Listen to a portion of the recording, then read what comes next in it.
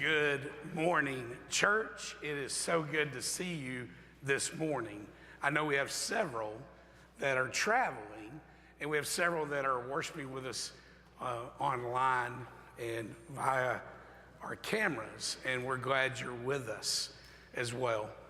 I hope you're having a good week.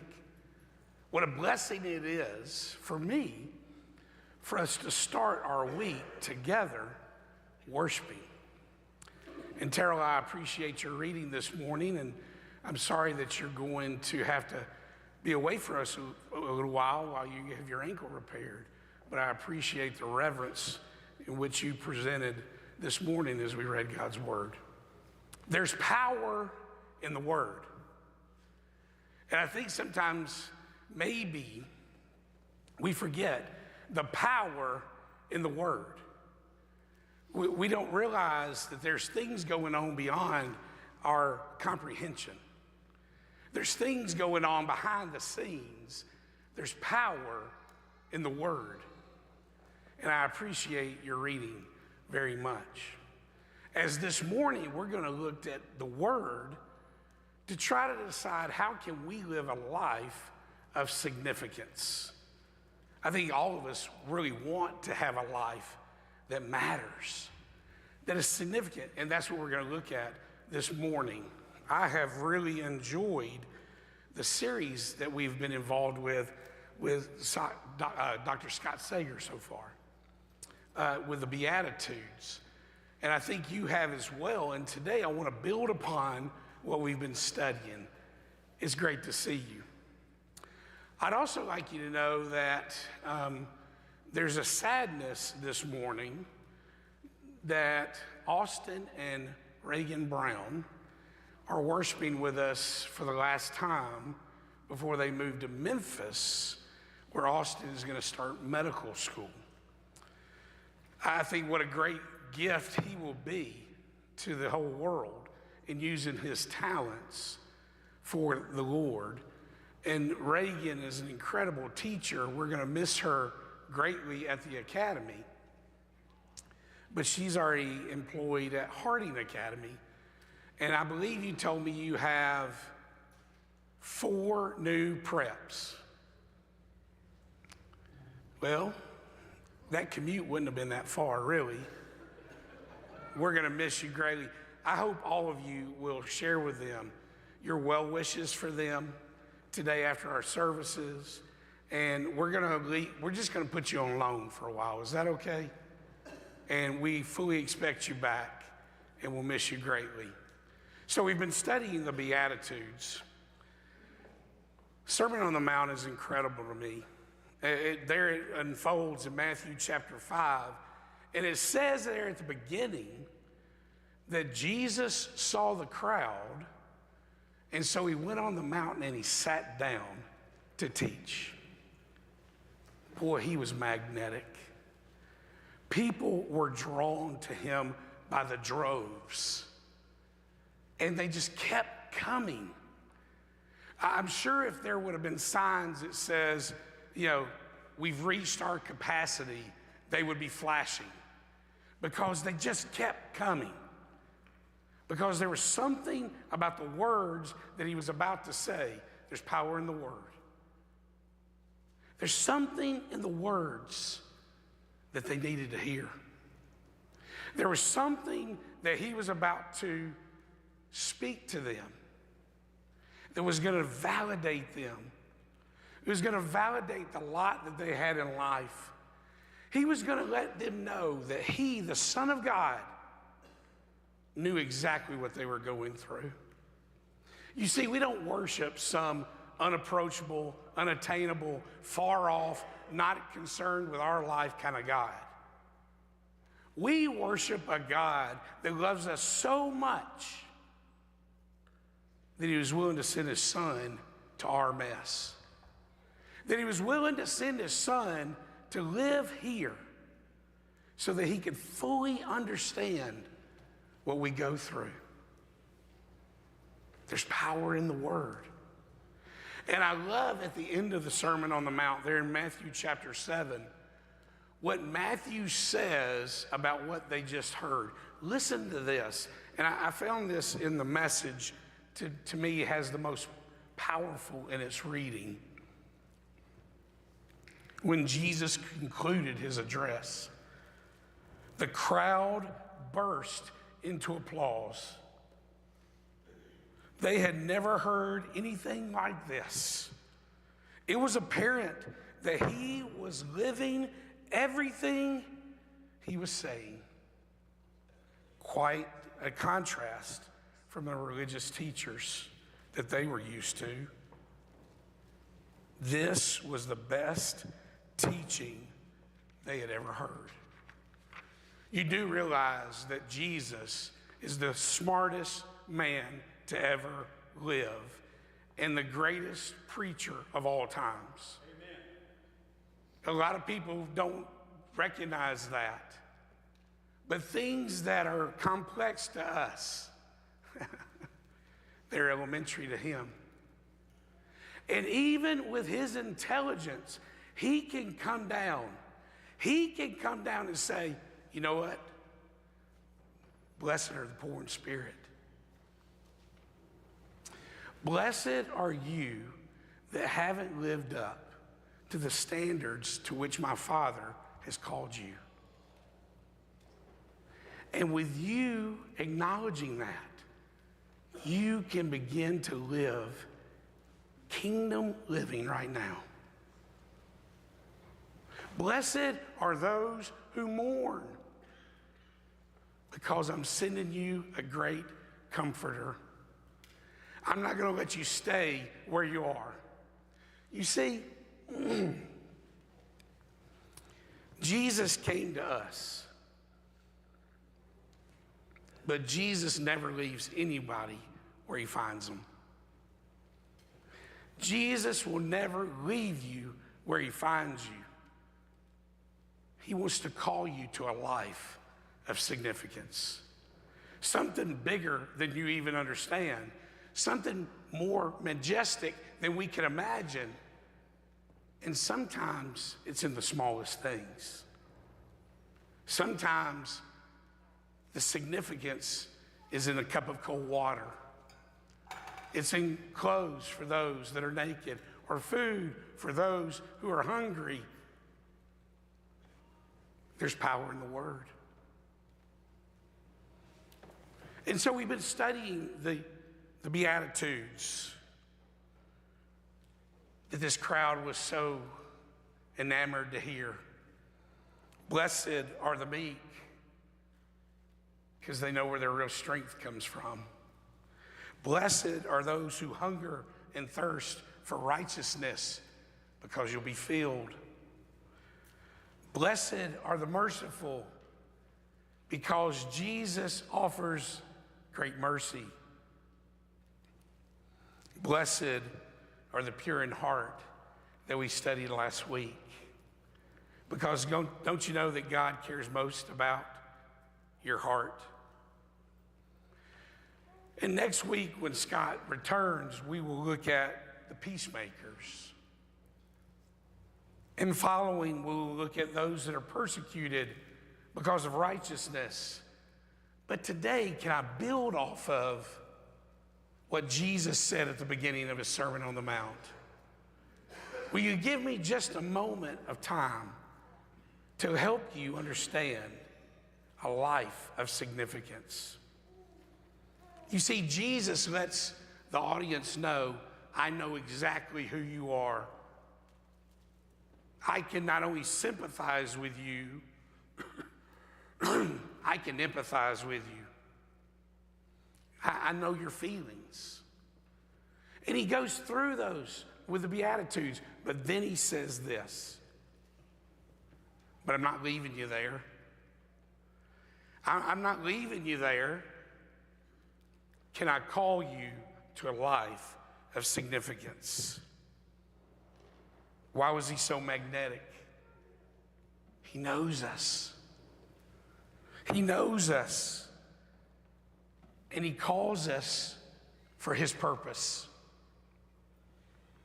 I'd like you to know that I had a wonderful trip a few weeks ago, and many of you know that Michelle and I and Audrey Beth and Beth and Julio Rivas, we traveled to Greece to see our good missionaries, Alex and Elaine Meloritos. Wow, am I taken back with the good work that they're doing. And that you already know that while we were there, that we baptized 6 Ukrainian refugees. I'd also like you to know that Julio and Beth Rivas, a part of the missions committee, Audrey Beth also on the missions committee, are incredible travel teachers.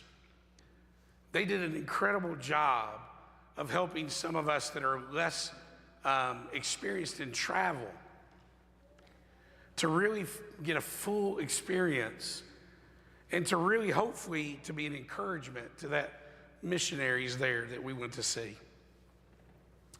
I want you to know that one day, towards the end of our trip, we got the opportunity to go to ancient Ephesus.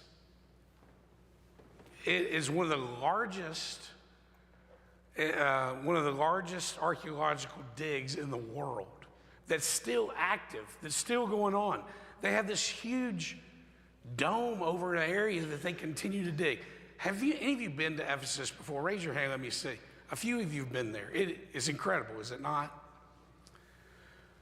We had been told for so long about the heat in Greece, and we need to be praying for our friends now. We talked to Elaine this morning, and it's going to be 116 degrees today.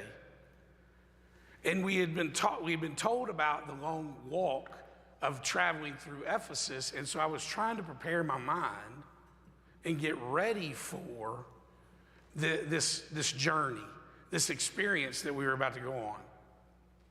They made sure that we had water.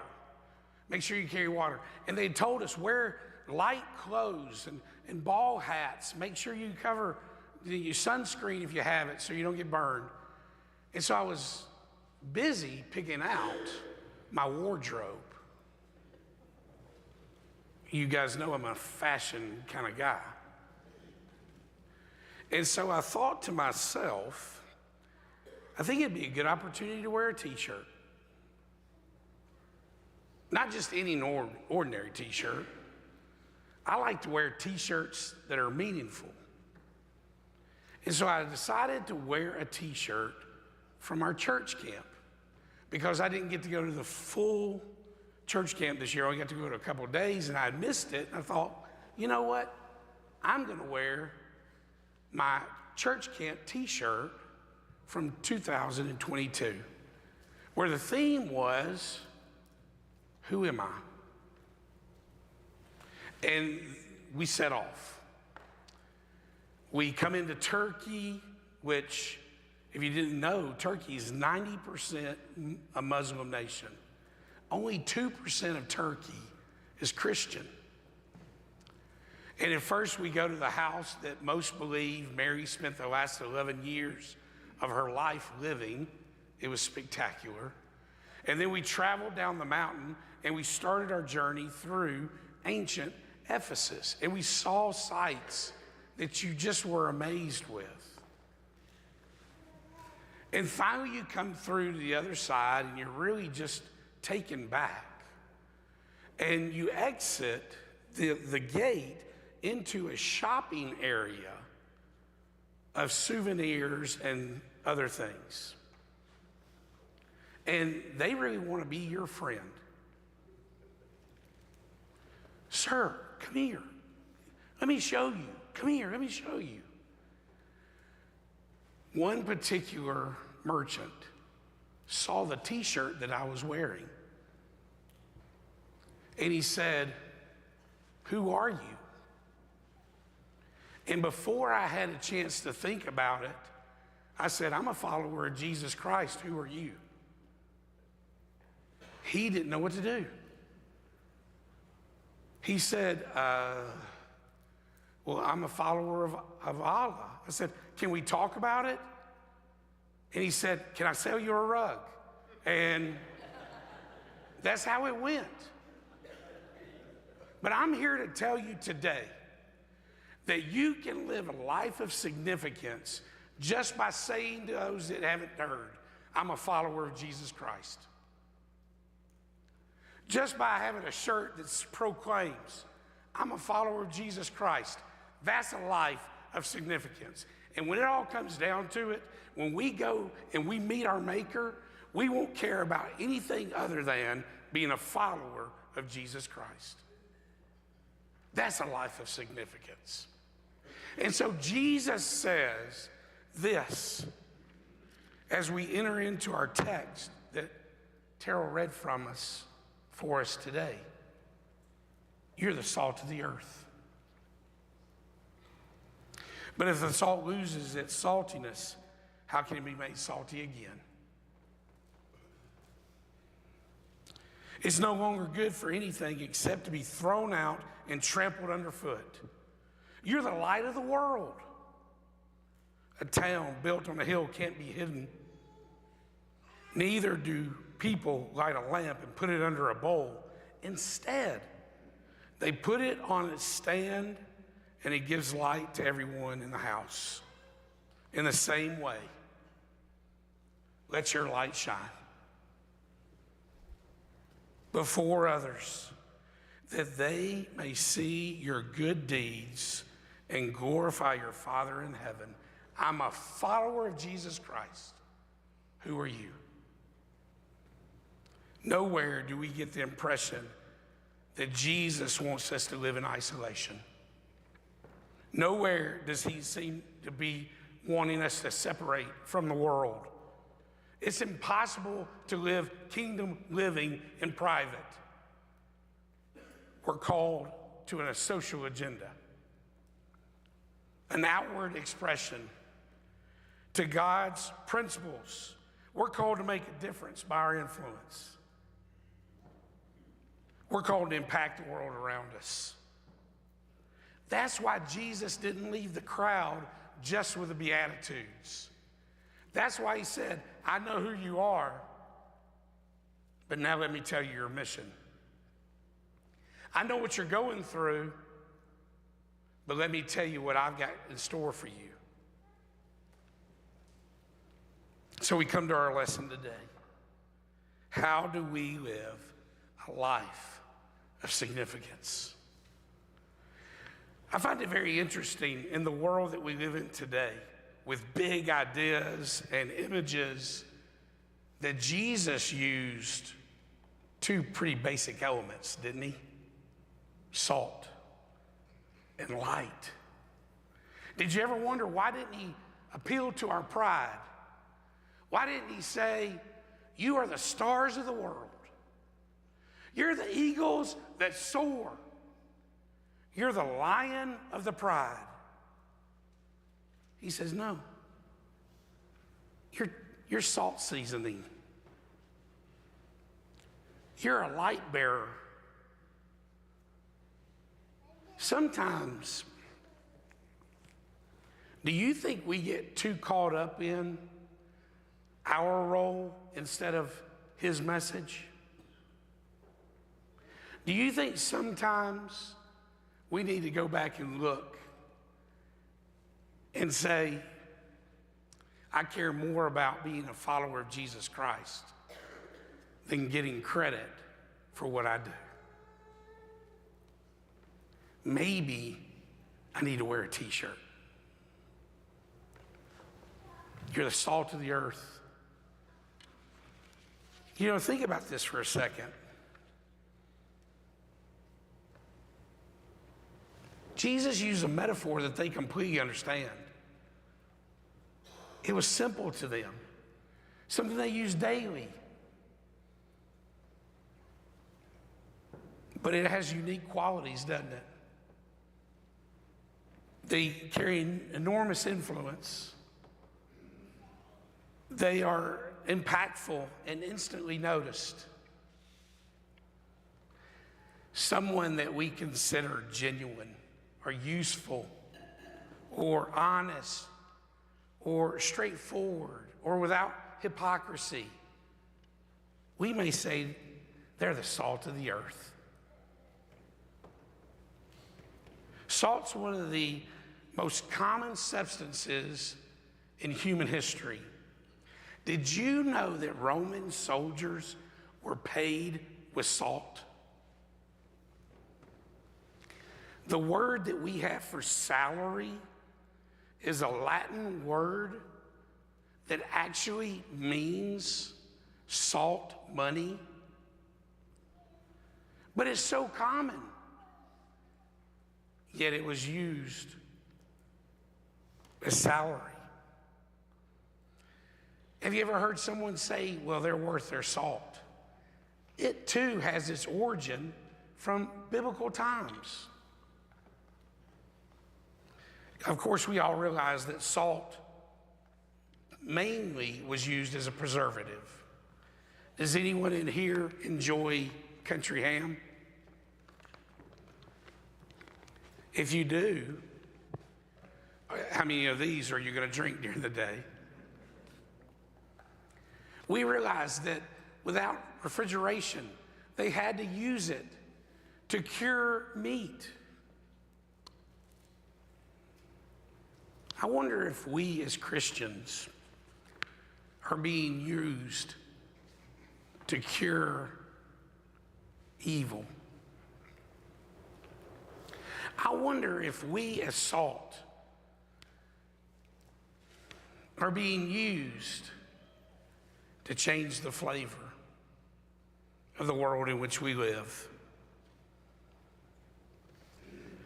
Look at 1 Peter chapter 1, verses 17 and 19.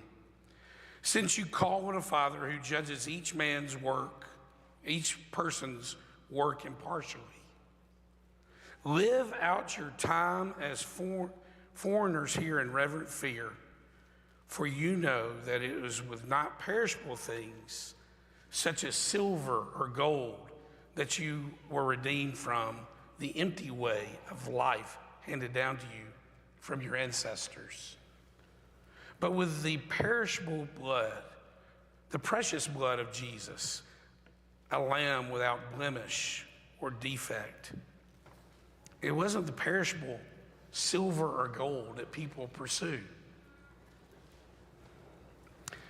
Salt also serves not only as a preservative, it serves as flavoring. I wonder this: are Christians to live a life that has some zeal that's similar to a flavoring, that shows people how to live life the way the designer of life wanted life to be lived? I think John speaks about this in John chapter 10, starting in verse 7. Therefore Jesus said, very truly, I tell you, I am the gate for the sheep. All who have come before me are thieves and robbers, but the sheep have not listened to them. I'm the gate. Whoever enters through me will be saved. They will come in and go out and find pasture. The thief comes only to steal, kill, and destroy. But I have come that they may have life and have it to the full. Salt was also used as an antiseptic. As I was studying this week, I found out that there was an ancient practice of after babies were born that they would be rubbed in salt in case there were any wounds from the childbirth. Wow, what? That sounds painful. But I can imagine it probably did a very good job of taking away any possible infection, including wounds. I wonder if we as Christians are supposed to be a salt that cures an infection in the world we live in. What did John say? He said that the thief comes in to steal and to kill and to destroy. you need to understand that's the infection.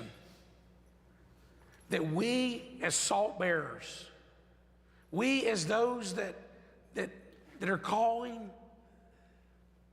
for a change of life, we that are looking for a life of significance, we're followers of Jesus Christ. The last thing I really thought about with salt is, when I spoke to it a minute ago, it definitely makes you thirsty. I wonder if the life that we live makes others thirsty for Jesus. Do people see you and say, I want what they have? What's so different about you? I'm a follower of Jesus Christ. Who are you? Are you ready to live a life of significance?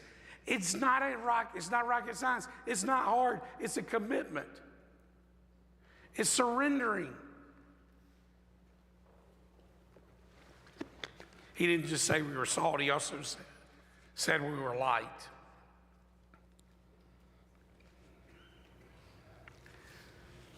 The dictionary defines light as a source of illumination.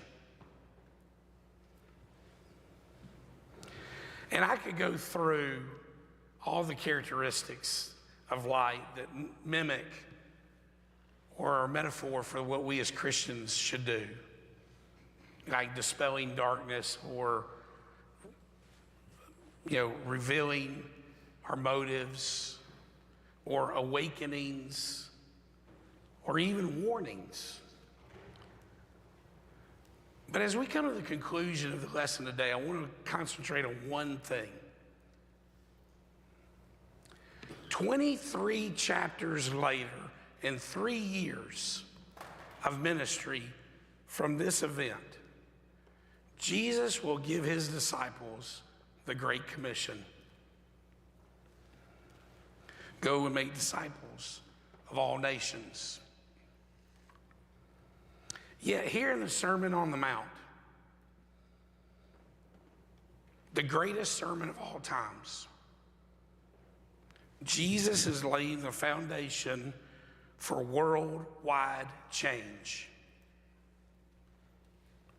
The disciples of Christ were to be salt and they were to be light.